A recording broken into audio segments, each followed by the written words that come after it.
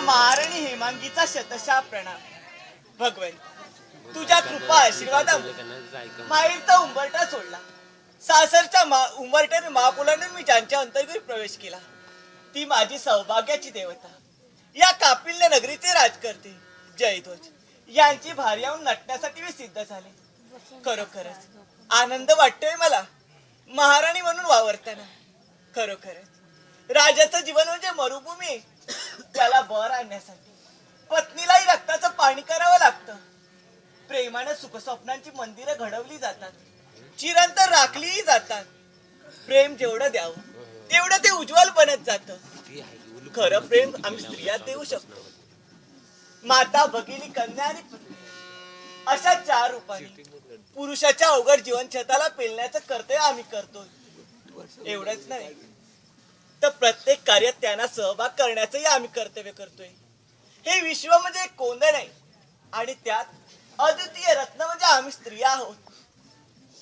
कलाकुंजनांचा एक नित्यांग डोह. एवढंच नव्हे तर गुणाअवगुणांचा एक महामेरू आम्ही स्त्रिया आहोत.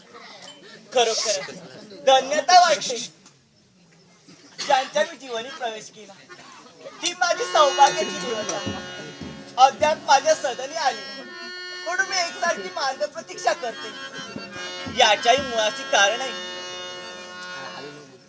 माझ्या मनी वावरणाऱ्या इच्छा आकांक्षा.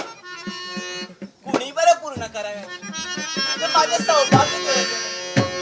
हे जरी सत्य असले ना तरी मी मार्ग प्रतीक्षा करते. याच्याही मुळाचे कारण सप्तमास चालू झाला आणि या सप्तमासात चालू असणाऱ्या माझ्या इच्छा आकांक्षा जणू उफाळून येऊ लागल्या आणि या इच्छा आकांक्षा लवकरात लवकर स्वामींना सांगाव्यात ही एकच जिज्ञासा मनाशी बाळगून मी एकसारखी मार्ग प्रतीक्षा करते.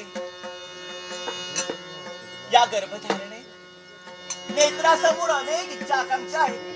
हे कोणत्या बरं असतील तर साधू संतांचं दर्शन घ्यावं, त्यांच्या पर्णकुटीपर्यंत जावं, त्यांचा शुभ आणि मंगलकरीचा आशीर्वाद घ्यावा.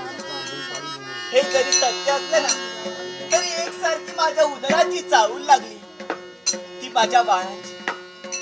हो, ही चाहूल आणि हे गुपित तोपर्यंत मी स्वामींना कथन करत नाही तोपर्यंत माझ्या मनाला समाधान लागणार नाही. म्हणूनच मी मनात हस्ताक्षरी जणू माझी पीठ बहरण्याचा भास होतोय. प्रत्येक वेळी क्षणोक्षणी असं वाटते ज्याप्रमाणे वेलीवर फूल आणि स्त्रीच्या मांडीवर मूल नसेल तर तिला पूर्णत्व प्राप्त होत नाही त्याप्रमाणे मी मार्ग प्रतीक्षा करते माझ्या सौभाग्य देवतेची.